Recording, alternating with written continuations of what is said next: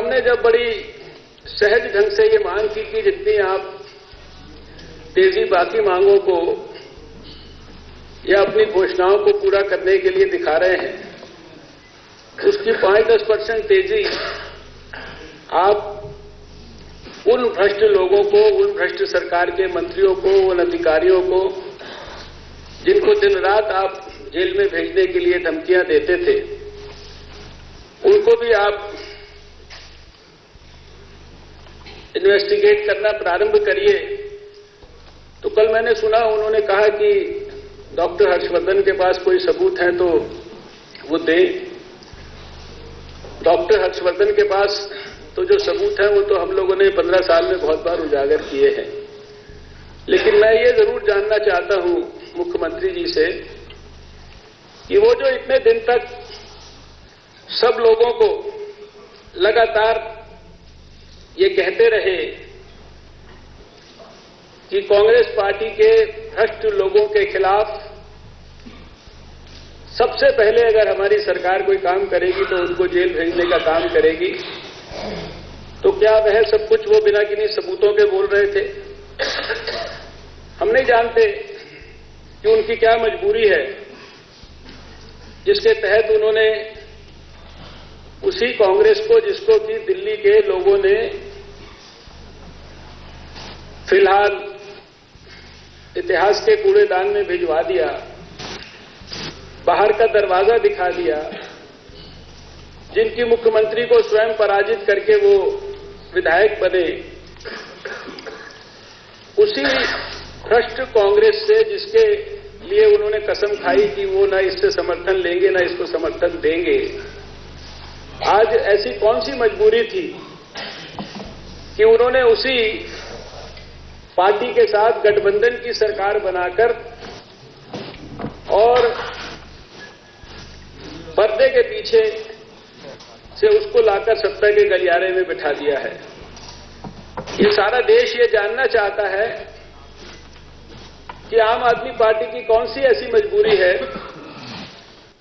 कि जिसके कारण इस चुनाव में 2 करोड़ लोगों में से 1 करोड़ से ज्यादा लोगों ने अपना मत व्यक्त किया। 70% लोगों ने मतदान के अंदर अलग अलग पार्टियों को अलग अलग अपना मैंडेट दिया, जिसमें सबसे ज्यादा मैंडेट भारतीय जनता पार्टी के पक्ष में दिया गया। और फिर मैंडेट जब मिलता है, अभी मनीष सिसोदिया जी खुद कह रहे थे कि यहां जनता बैठी है, जनता के प्रतिनिधि बैठे हैं। जनता के प्रतिनिधियों को जब मैंडेट मिलता है तो उनको जनता के बिहाफ पर कुछ निर्णय लेने के लिए मैंडेट मिलता है, लेकिन उस मैंडेट को इग्नोर करके 1 लाख, 2 लाख, 3 लाख लोग उनके एसएमएस के माध्यम से और 200, 400, 500 लोगों की सेल्फ प्रायोजित सभाएं करके उसमें हाथ खड़े करा के और फिर आपने उसी भ्रष्ट कांग्रेस के साथ मिलकर दिल्ली के अंदर जो गठबंधन की सरकार बनाई, तो आपकी क्या मजबूरी थी, ये इस देश के लोग निश्चित रूप से जानना चाहते हैं। पिछले समय में बहुत चतुराई से आपने बहुत सारी बातें की, बहुत बहादुरी से भी की। आपने ये कहा कि जब अन्ना हजारे साहब ने सार्वजनिक तौर पर ये व्यक्त करने की कोशिश की और उन्होंने कहा कि आपकी बहुत सारी हरकतों पर उन्हें नाराजगी है, और चुनाव से पहले उन्होंने चिट्ठी लिखकर भी ये कहा कि उनके समर्थन का भ्रम फैलाने की कोशिश की जाए, तो आपने सीधे सीधे कहा कि कई 100 करोड़ रुपए खर्च हो रहे हैं इस काम के लिए, और कई 100 करोड़ रुपया खर्च हो रहा है आपके और अन्ना हजारे जी के बीच में डिफरेंसेस पैदा करने के लिए। और चुनाव से पहले उन्होंने जानना चाहते हैं कि क्या इस प्रकार से अन्ना हजारे जी को करोड़ रुपया खर्चा करके उसको मैनिपुलेट कर सकते हैं। उसके बाद फिर जब आपके पार्टी के खिलाफ कई सारे स्टिंग ऑपरेशंस आए और आपके और अन्ना हजारे जी के बीच में डिफरेंसेस पैदा करने के लिए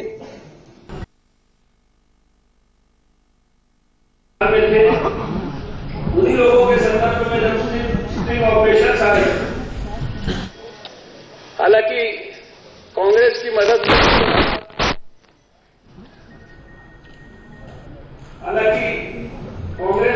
से उस समय आप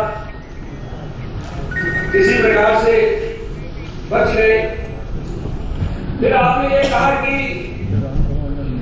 29 तारीख को रामलीला मैदान में आप जन लोकपाल बिल को प्रस्तुत करेंगे। आप ये बखूबी जानते थे कि जन लोकपाल बिल दिल्ली की सरकार नहीं बना सकती। जन लोकपाल बिल अगर बना सकती है तो वो केंद्र की सरकार बना सकती है।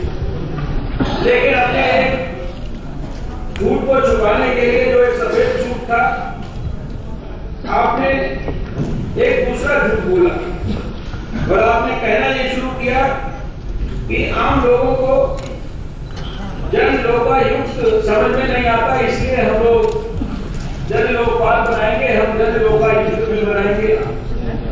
आप ये भी जानते थे कि दिल्ली में पहले से लोकायुक्त का है। इसी सदन के अंदर 1993 में जब हमारी सरकार बनाया गया था, सबसे पहले पास किया गया था और लगातार आप ये जानते हैं कि आप अगर लोकायुक्त के कानून में भी कोई परिवर्तन करना चाहें तो उसको भी ये सदन अकेले नहीं कर सकता, वो भी भारत की सरकार राष्ट्रपति की सहमति से कर सकती है। लेकिन आप लगातार दिल्ली के लोगों को ये सब बताते रहे। आपके पार्टी के लोगों ने चुनाव के दौरान लोगों को ये कहा कि हमने सबसे शपथ पत्र भरवाया है कि कोई लाल बत्ती इस्तेमाल नहीं करेगा। आपने लेकिन लोगों को ये नहीं बताया कि सुप्रीम कोर्ट इस दिशा में पहले ही आदेश पारित कर चुका है। उसने पिछले ही साल आदेश पारित कर दिया था, 1 साल पहले आदेश पारित कर दिया था। दिल्ली में किसी भी विधायक को लाल बत्ती लगाने की कोई अनुमति नहीं है। लेकिन आपने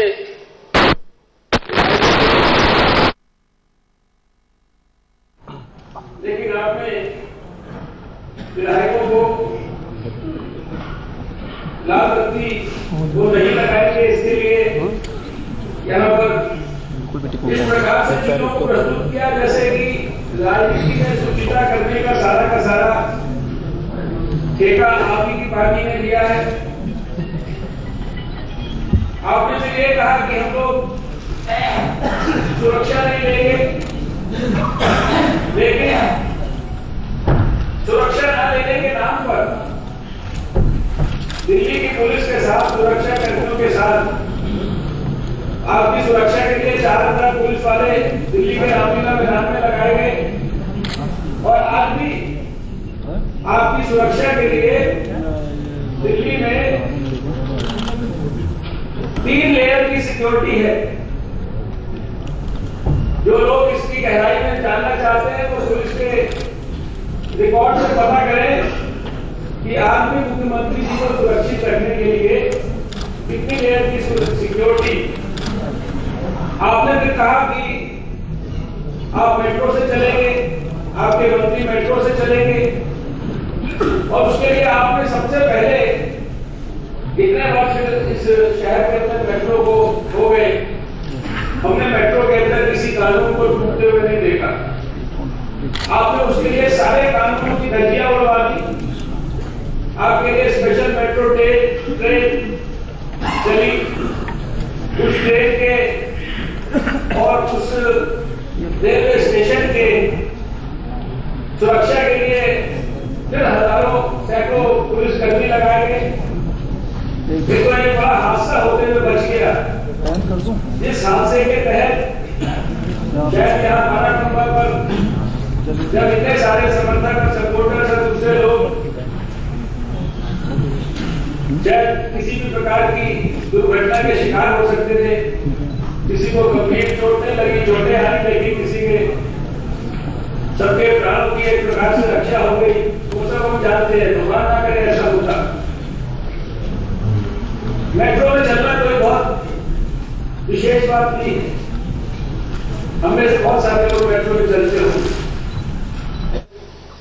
मैंने तो कभी किसी अपने मीडिया के साथी को बुलाकर उसकी फोटोग्राफी मेट्रो स्टेशन पर नहीं कराई, उसके लिए कभी अखबार के अंदर तस्वीर नहीं छपवाई। आपने फिर कहा कि हम सरकारी मकान नहीं लेंगे, लेकिन हमारे पास पर्याप्त जानकारी है रिकॉर्ड पर कि आपके लिए तिलक मार्ग पर 2 बड़े सरकारी फ्लैट जो है वो भी सुरक्षित कर दिए गए हैं। आपने उसकी भी सारी कार्रवाई विश्वास मत प्राप्त करने से पहले कर ली है। हमारा कहना है कि हमें कोई इन सब चीजों से आपत्ति नहीं है। राजनीति में शुचिता के हम भी पक्षधर हैं। राजनीति में जितनी ज्यादा सादगी हो, जितनी ज्यादा शुचिता राजनीति के अंदर आए, वो सबके लिए बहुत अच्छी बात है। लेकिन उसके लिए क्या आज के इस युग में ये सब कुछ कहने की आवश्यकता है जो कुछ किया गया?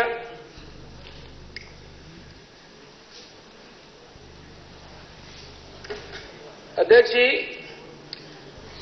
मैं ये भी जानना चाहता हूं, क्योंकि ये बड़ा गंभीर विषय है कि इस सरकार को इस विश्वास मत के अंदर समर्थन दिया जाए या ना दिया जाए। इसके बारे में हम लोगों ने बड़ा गहन अध्ययन किया, बहुत इसके बारे में विचार किया।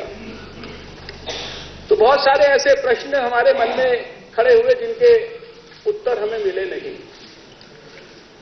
और ये सदन ये जानना चाहता है, दिल्ली की जनता और देश की जनता ये जानना चाहती है। आपके पार्टी के वरिष्ठ नेताओं ने और आपके पार्टी के विधायक ने भी पिछले दिनों टेलीविजन चैनल पर कहा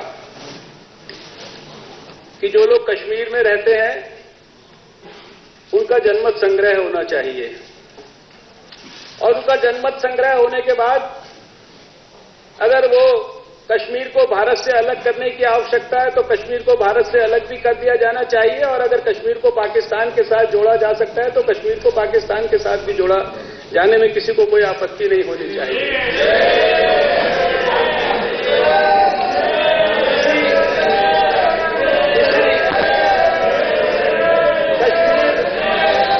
कश्मीर में जब आप बोल रहे थे तो मैंने आपको विरोध नहीं किया था। आपका जब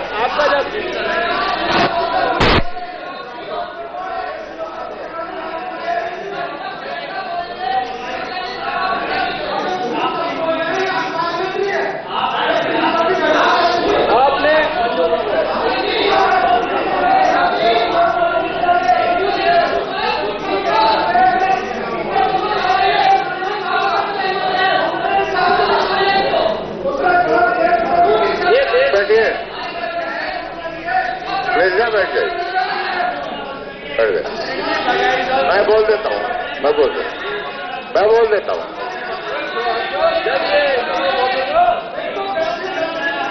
अभी नए आए हैं, अभी सीख जाएंगे। झूठ के बजाय गुमराह कर रहे हैं। लगातार ठीक है, हो गया लगातार हो गया। अगर झूठ निकलवाओगे तो बहुत झूठ निकलेंगे। बैठ जाइए आप, बैठ जाइए।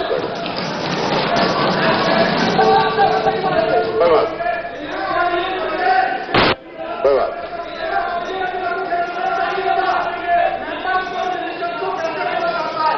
हो जाएगा। अध्यक्ष जी, आपके अध्यक्ष बोल रहे हैं, बोलने दीजिए उनको। आप क्या कर रहे हैं?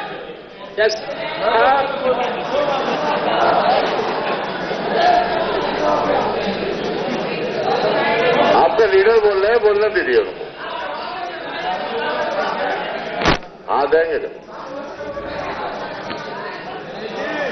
बोलिए साहब। जब दिल्ली में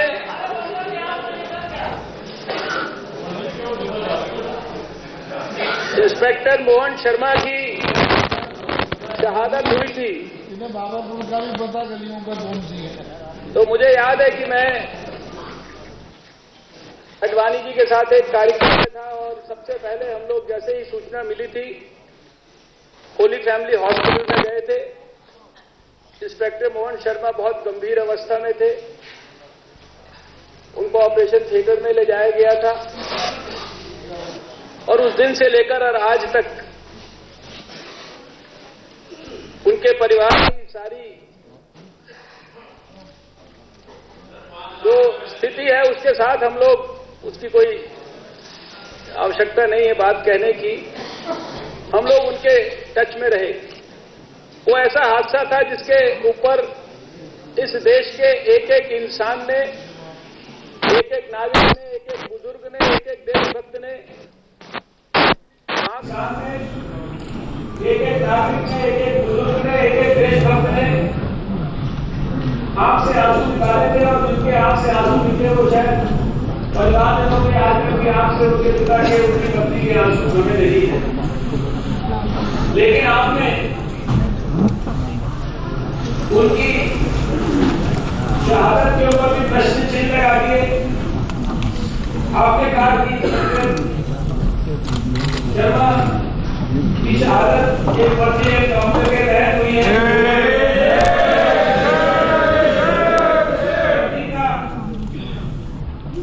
सवाल ये नहीं है कि उसमें एनकाउंटर में हिंदू मारा गया या मुसलमान मारा गया, मुसलमान नौजवान था या हिंदू नौजवान था। सवाल यह है कि देश के साथ उसमें कौन था, देश की रक्षा कौन कर रहा था, देश विरोधी काम कौन कर रहा था। आपने भाटका हाउस एनकाउंटर जिसके साथ सारे देश की देशभक्ति की भावना उस घटना के साथ जुड़ी थी, इंस्पेक्टर शर्मा के साथ, उसके ऊपर भी आपने शहीद प्रश्न चिन्ह लगा दिया। अफजल गुरु की फांसी हुई इस देश के अंदर, आपके नेताओं ने उसके बारे में भी गंभीर प्रश्न चिन्ह लगा दिए। इसी विषय के कारण तो देश के अंदर, देश की दुनिया में बदनामी होती है। ऐसे अनेकों विषय हैं। जब चुनाव के नतीजे आए थे मुझे याद है कि आपने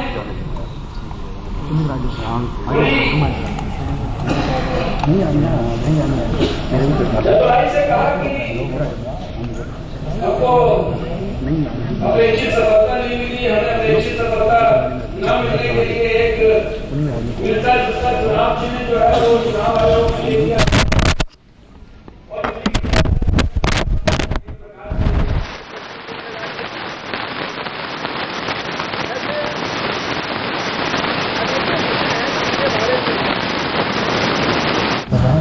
ऐसे अनेकों विषय हैं जिनके बारे में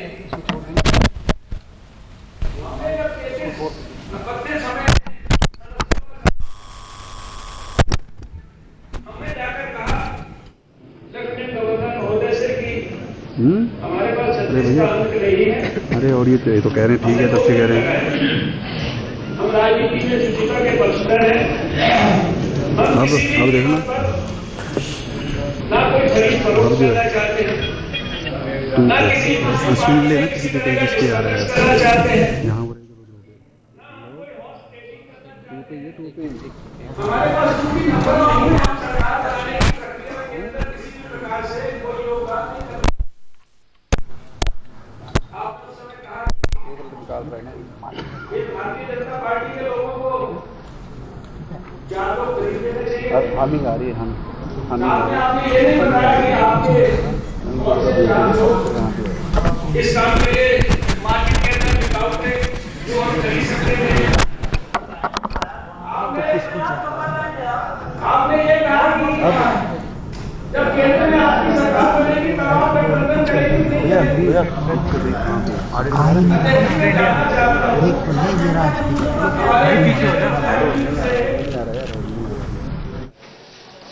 और सारे दुनिया के अंदर भीतर जो प्रजातंत्र है, चाहे वो इंग्लैंड के अंदर हो, जर्मनी में हो, अमेरिका में हो, अभी इंग्लैंड में तो उनकी जो लिबरल डेमोक्रेट्स हैं और रिपब्लिकन्स, उनकी मिलीजुली सरकार बनी हुई है।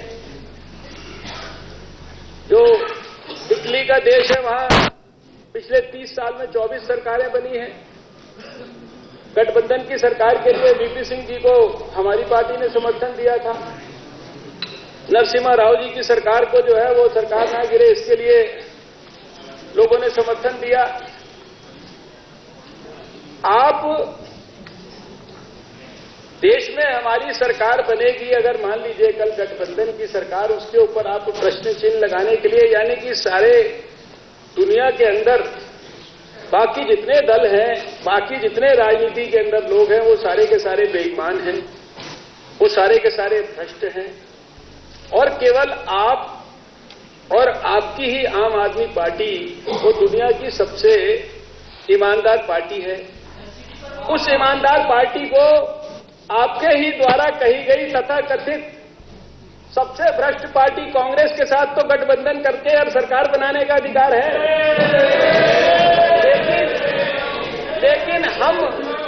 लेकिन हम अगर देश में कल नरेंद्र मोदी जी की सरकार के लिए अगर कोई एनडीए का अलायंस बनाने की आवश्यकता पड़ेगी तो हमारे को अलायंस बनाने की भी जो है छूट नहीं है। अध्यक्ष जी, मेरा ये कहना है कि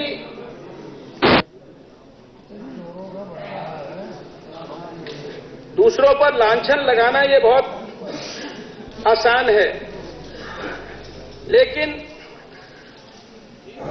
एनडीए का अलायंस बनाने की आवश्यकता पड़ेगी तो हमारे को अलायंस बनाने की भी जो है छूट नहीं है। तो अध्यक्ष जी, मेरा ये कहना है कि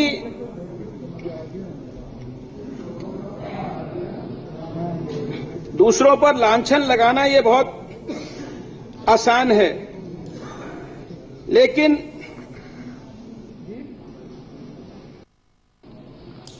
ईमानदारी तो वो होती है कि सारी दुनिया बोले कि ईमानदार है आदमी, पार्टी का आचरण ईमानदारी का है, उसके लिए खुद पब्लिसिटी करने की जरूरत नहीं होती है।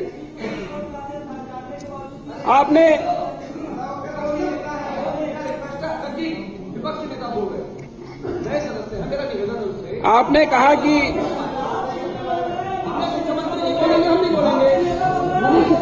कोई बात नहीं, बैठ जाइए आप भी नहीं थे कभी, कोई बात नहीं।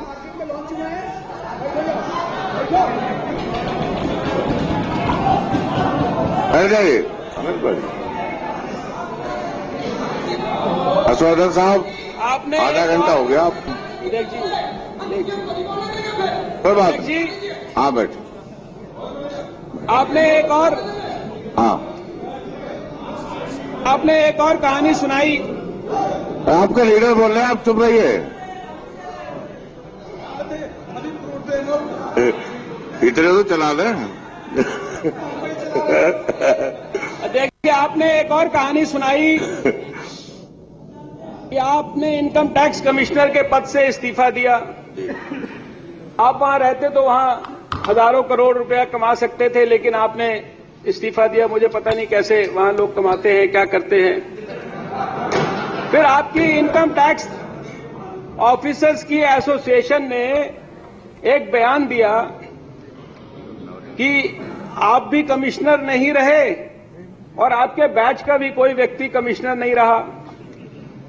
तो फिर आपने एक और नया बयान दिया कि ये बयान भी उनकी इनकम टैक्स कमिश्नर की एसोसिएशन को देश के वित्त मंत्री ने दिलवाया है। अध्यक्ष जी, ये अनेकों ऐसे प्रश्न हैं इनके बारे में ये देश जानना चाहता है। हम ये जानना चाहते हैं कि क्या अरविंद केजरीवाल मुख्यमंत्री के रूप में तुरंत सरकार के मंत्रियों की जांच कराना प्रारंभ करेंगे? क्या जो फोर्ड फाउंडेशन से अभी तक 3 लाख $69,000 की एड ऑन रिकॉर्ड आपकी संस्था कबीर, जिसके सदस्य मनीष सिसोदिया जी की संस्था है और जिसके अरविंद केजरीवाल जी जिसके साथी हैं, क्या जो उसको फोर्ड फाउंडेशन के रिकॉर्ड्स के हिसाब से $3,69,000 की जो 2010 और 2011 के अंदर 2005 में $1,72,000, फिर 2008 में $1,97,000 और 31 अगस्त 2011 को ही फोर्ड फाउंडेशन के प्रतिनिधि स्टीवन साल्निक ने बिजनेस स्टैंडर्ड अखबार को साक्षात्कार में ये कबूल किया कि उन्होंने 2 बार कबीर को $3,69,000 की फंडिंग की। तो हम ये जानना चाहेंगे कि इस फंडिंग का मकसद क्या था। यह अमेरिकी संस्था आवाज और इसके अलावा जो नीदरलैंड्स की सरकार के माध्यम से जो